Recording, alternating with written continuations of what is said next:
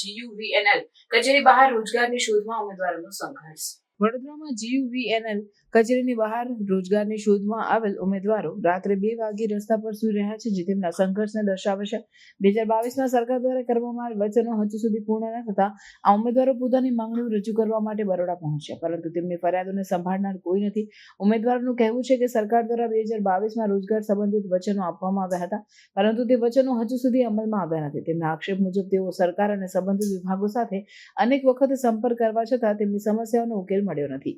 GUVNL કચેરીની બહાર રાત્રે રસ્તા પર સૂઈ રહેલા આ ઉમેદવારોના સંઘર્ષને લઈને સ્થાનિક લોકો અને સામાજિક સંગઠનો દ્વારા પણ સરકારને તેમની સમસ્યાઓનું નિરાકરણ લાવવા માટે અપીલ કરવામાં આવી છે.